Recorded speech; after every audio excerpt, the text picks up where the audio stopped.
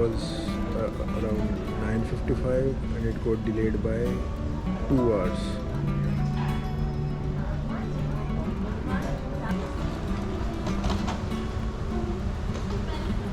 बारह बज के 5 मिनट हो गए, still at the airport.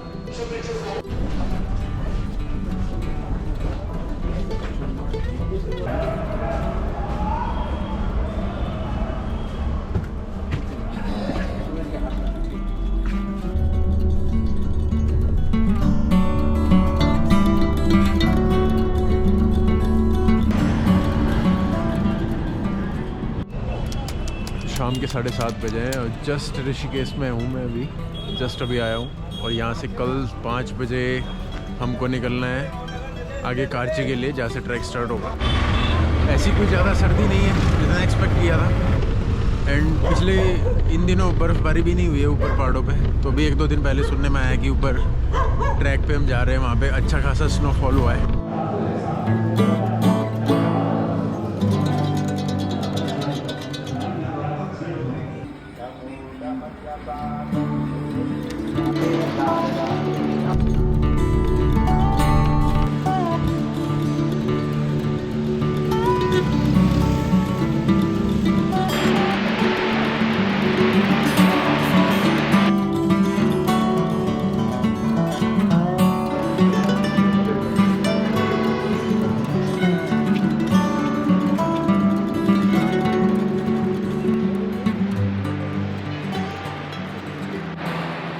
You know the best thing, just look at those houses. I don't know if you can see or not, but those houses and peace around them now.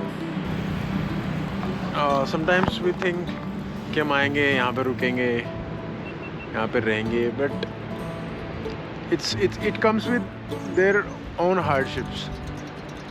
मतलब हम लोग आते हैं तो शायद 15-20 दिन के बाद बोर हो जाए, or maybe not, because we have never lived.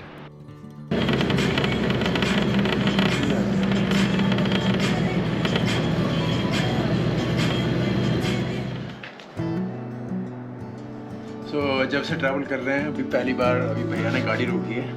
पहले बर्फ के पहाड़ों के हमको व्यूज मिले हैं. It's so mesmerizing. You just it's very cold now. गाड़ी में अंदर पता नहीं लगा, लेकिन जैसे ही आप गाड़ी से बाहर आते हैं, its temperature down around 4-5 degrees का बड़े आराम से.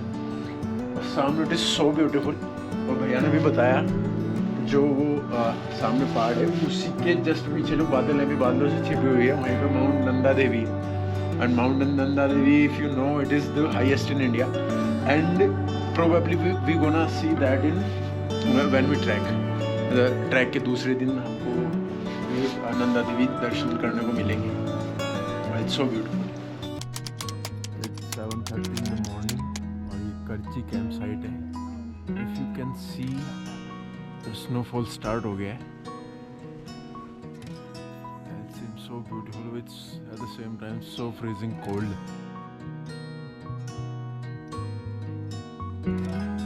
Finally we are starting the track. Snow falling too much. आज का हमारा टारगेट है अखरोट केटा. ये कैंप साइट है, यहाँ से लगभग 3-4 किलोमीटर दूर है. 4-5 घंटे बताया है गाइड भैया ने कि लगेंगे. Look at the view.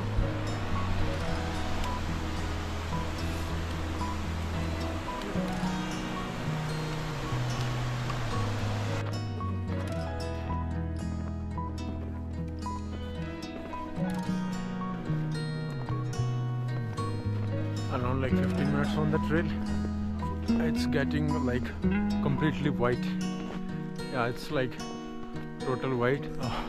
These small trees and snow and mountain. Looks like a dream place. Almost like 1 hour on the trail, and we are 3/4 from the first campsite, and the view is so amazing. The snow has been falling continuously. लगातार बर्फबारी पड़ रही है. और ये pine trees और इनके पत्तियों पे बर्फ looks amazing.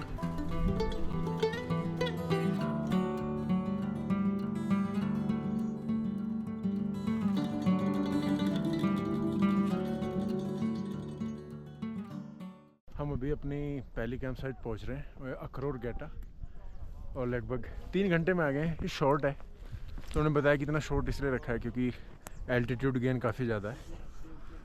And yes, it's white all around.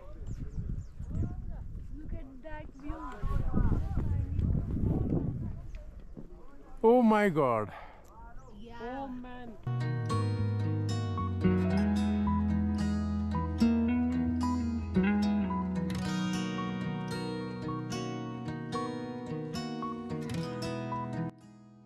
So it's लगभग शाम के 4 बजे हैं और 12-1 बजे के बाद पर डिनर कर लिया था। उसके बाद टेंट में आके लेट गए।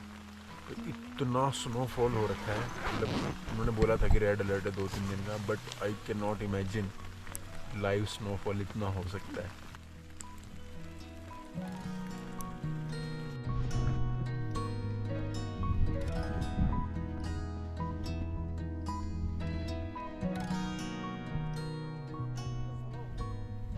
It's around 5 in the evening, and after today's snowfall, it's around 2 feet of snow on the campsite. I think the trek from tomorrow is not possible. The planned route is not possible. You have to detour. ये beautiful तो है, snowfall है, बहुत beautiful लगता है, but after a time ये इतना ही difficult भी होता है अभी ट्रैक करना।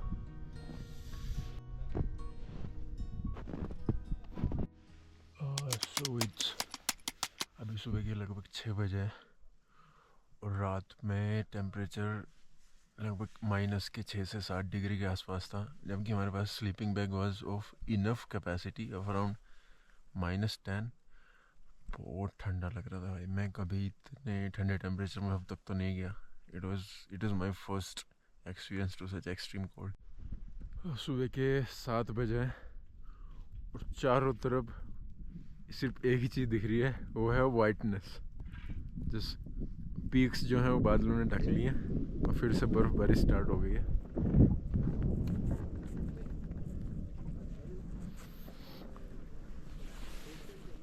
सो we are track ready for the second day. काफ़ी ज़्यादा स्नोफॉल हो चुकी है, तो मेन जो हमारी प्रॉपर रूटीन आइटिनरी है उसमें कुछ चेंज हुआ है और कुछ कैंप साइट हम मिस करेंगे, मतलब वहाँ पर रुकेंगे नहीं, will just pass through and या लुक एट इट।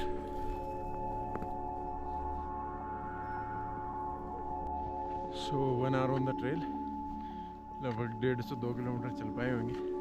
पूरा ग्रुप चल रहा है, तो pace is according to the group. Snowfall अभी भी कंटिन्यूसली हो रहा है। अभी लगभग 8:30 या 9 बजे होंगे। द गाइड टोल्ड की टर्न अराउंड टाइम 12 बजे है। क्वारी टॉप पहुंचना है आज। सो खुलारा कैंप साइट जो है उसको हम स्किप कर रहे हैं, वहाँ नहीं रुकेंगे, सीधा क्वारी टॉप एंड बैक। और अगर 12 बजे तक वहाँ नहीं पहुँचे तो पहले ही वापस आ जाएंगे। That's the plan.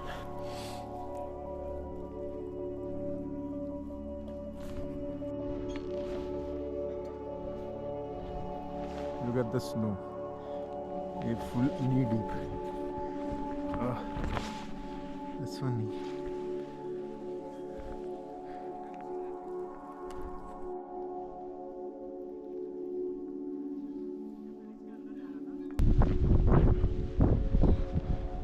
पता नहीं आप देख पा रहे कि नहीं, but we are literally trekking in 2 feet of snow. Kind of a small blizzard is also there. Okay, I can't open my eyes and look at the snow.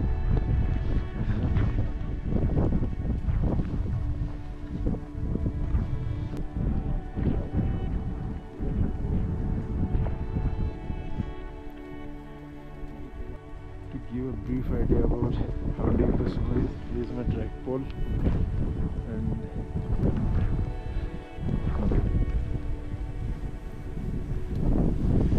is going down the snow. Just crossed Khulara camp site. नीचे देखेंगे सामने तो वो lower खुलारा है। ये जहाँ भी मैं हूँ ये अपर खुलारा कैंप साइट है। नॉर्मल वेदर कंडीशंस में हम यहाँ पे कैंप करते,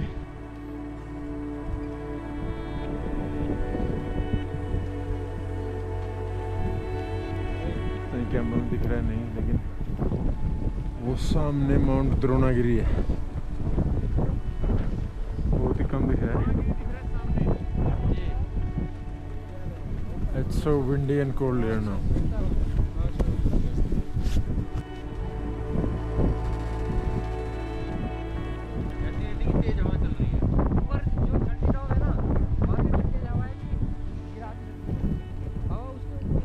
सबसे बड़ी प्रॉब्लम हवा की है यार, बाकी सब ठीक है।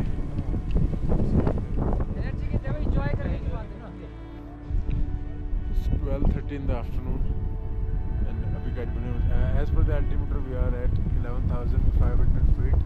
झंडी टॉप यहाँ से लगभग 1 घंटा दूर है, बट वेदर ख़राब होने की वजह से we are turning back from here. See the white desert. It's totally whiteness all around. More than halfway down. और अभी यहाँ पेड़ के नीचे बैठ के भी बर्फबारी बहुत तेज हो रही है, तो फिर पेड़ के नीचे बैठ के जो हमारा पैक्ड लंच था आज, क्योंकि पूरा दिन ट्रैक करने वाले थे और बीच में आ गए, तो अभी नीचे बैठ के अपने अभी पेड़ के नीचे लंच किया है।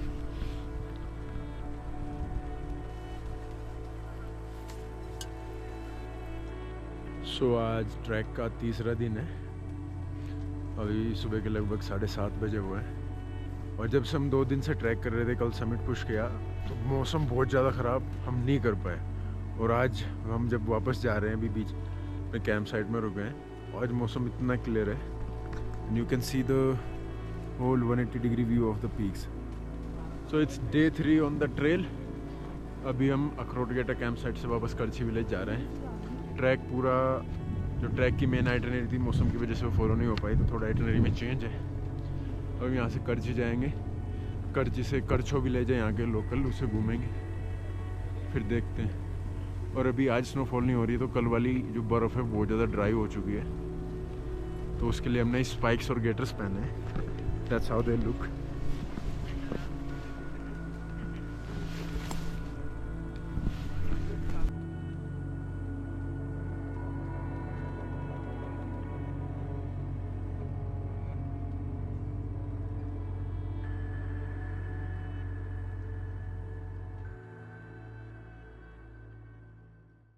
सो अब तक के 3 दिन के ट्रैक में सबसे क्लियर माउंटेन रेंजेस का व्यू भी आया है। उस सामने माउंट द्रोणागिरी है, उधर हाथी घोड़ा, और उधर सामने माउंट कामेत और माना है।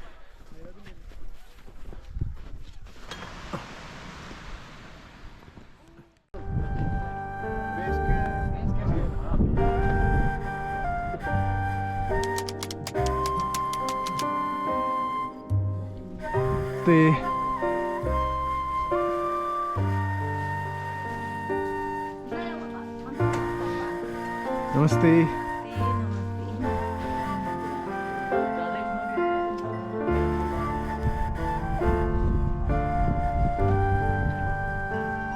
बाय करो, bye.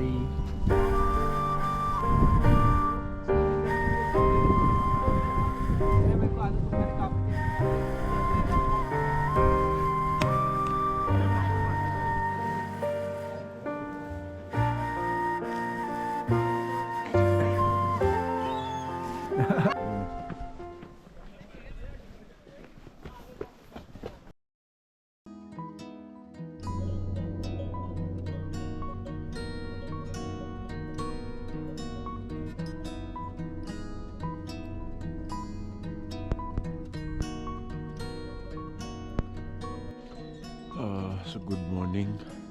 It's day 4 of the trek. मतलब रियली वो ट्रैक का नहीं है, क्योंकि ट्रैक जल्दी ख़त्म हो गया था।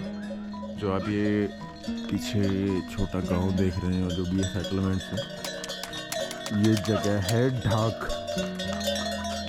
और ये हमारे ट्रैक की लास्ट कैंप साइट भी थी।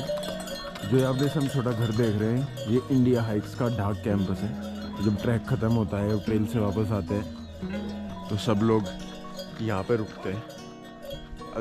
This place is so beautiful, it's more than beautiful, this place is so peaceful, I felt like. And you can see the mountain peaks around that snow covered peak. It's lovely है। और हम आज का दिन भी इधर ही रुकने वाले हैं। यहाँ से जोशीमठ जाएंगे, फिर एक तो हॉट स्प्रिंग जाएंगे, वहाँ रुकेंगे, फिर वापस यहीं पे आएंगे और कल से घर के लिए निकल जाएंगे।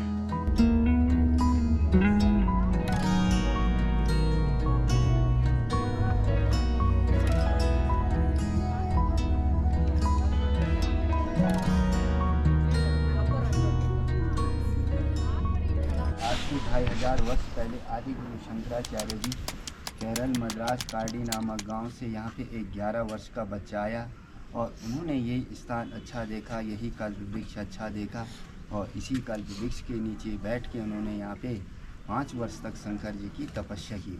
तब जाके उनको यहाँ पे ज्ञान की प्राप्ति हुई, दिव्य ज्योति के दर्शन प्राप्त हुए और तभी से वो अखंड ज्योति अंदर जल रही है और इसी ज्योति के नाम से उन्होंने इस क्षेत्र का नाम ज्योतिर्मठ रख दिया और भगवान भोलेनाथ का नाम ज्योतेश्वर महादेव और समय बीतते बीतते अभ्रंश नाम यहाँ का जोशीमठ पड़ा।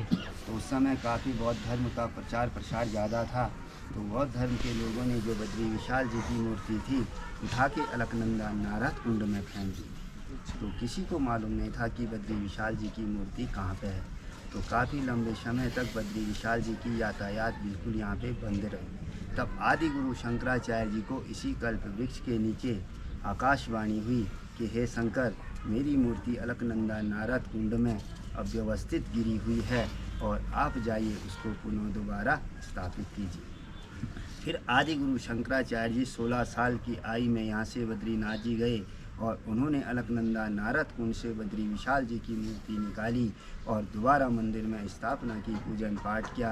तब उन्होंने ये कहा, जो बद्री विशाल जी की पूजा करेगा वो ब्रह्मचारी होगा और मेरे ही परिवार से होगा नंबूदरी ब्राह्मण।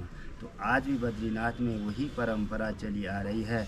जो बद्रीनाथ जी की पूजा करता है वो दक्षिण भारत केरल से आता, कार्डी नामक गांव से आदि गुरु शंकराचार्य जी के परिवार से, जिसे बद्रीनाथ जी में वर्तमान में रावल जी कहते हैं। फिर उस समय बिल्कुल सनातन धर्म नष्ट होने जा रहा था। फिर आदि गुरु शंकराचार्य जी ने सनातन धर्म को बचाने के लिए 4 मठों की स्थापना की। तो पहला मठ ये है ज्योतिर्मठ, दूसरा द्वारिका शारदा पीठ, तीसरा सिंगेरी और चौथा जगन्नाथपुरी। सो अभी मैं बहुत ही इंटरेस्टिंग जगह पे हूँ। अगर आप ये सामने थोड़े से घर देख पा रहे हैं, यहाँ से ये रेणी गांव है। चिपको आंदोलन है, चिपको मूवमेंट यहीं से स्टार्ट हुआ था। और ये जो इंडिया की हाईएस्ट पीक है नंदा देवी, उसका जो समिट के लिए लोग जाते हैं उसका भी एंट्री यहीं से है। और ऊपर वहाँ पे नंदा देवी है जो बादलों के पीछे छिपा हुआ है अभी। उससे अलग यहाँ पे हॉट स्प्रिंग भी है जो हम देखने आए थे। और एक चीज़ होती है मुल्तानी मिट्टी जो अपने गांव में यूज़ करते हैं, खरीद के लाते हैं, वो भी यहीं पे निकलती है। मतलब it's one of the places where it can be found. और जो हॉट स्प्रिंग है वो इतना गर्म है कि मतलब you can literally boil that.